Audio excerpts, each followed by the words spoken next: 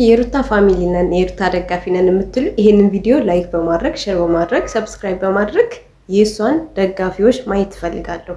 ዴቭ እንግዲህ ሩታን እዚህ ጋር እየተቆጣት ነው ያለው። ሩታ ምንም ያደረገችው ነገር የለም። ልጇን ወሰደባት። እንደ አንድ እናት ስትሆኑ መቼም ታውቁታላችሁ። እንደ አንድ እናት ልጇን ወሰደባት። ልጄ መልስልኝ አለኔ ፍቃድ ለምንድን ነው የወሰድከው ነው ያለችው።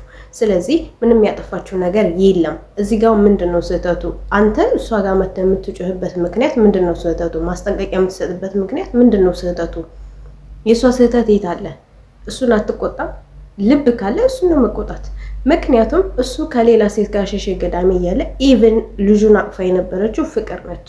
ስለዚህ እነሱን ነው መቆጣት ያለብህ። እሱ አጠገብ አትድረሱ፣ ሩታ አጠገብ አትድረሱ። አንተም ሌሎች ሴቶች የምታመጣቸው ሴቶች ሩታ አጠገብ አትድረሱ ብለህ ማስጠንቀቂያ መስጠት ያለብህ ለወንድምህና ለመሰሎቹ እሱን ተከትለው ለሚመጡ ሰዎች፣ ሩታን ለማበሳጨት ሩታን ለማጥቃት ለሚመጡ ሰዎች ነው ማስጠንቀቂያ መስጠት ያለብህ እንጂ ሩታ ምንም ያጠፋችው ነገር የለም። ልጇን ነካባት። ልጄን አትንካብኝ ካለኔ ፍቃድ ለምንድን ነው የወሰድከው? ይሄ የእናትነት ጥያቄ ነው። እናት ማንኛውም እናት የምትጠይቀው አይነት ጥያቄ ነው አይደል? ስለዚህ እሷ ትክክል ነች። ከእሷ ጎን ነው መቆም ያለብህ። አዳምጠሃታል። በጣም ትክክል ነህ። ሀሳቧን አስጨርሰሃታል። ግን አሁንም ቢሆን ከሩታ ራስ ላይ ብትወርዱ አሪፍ ነው።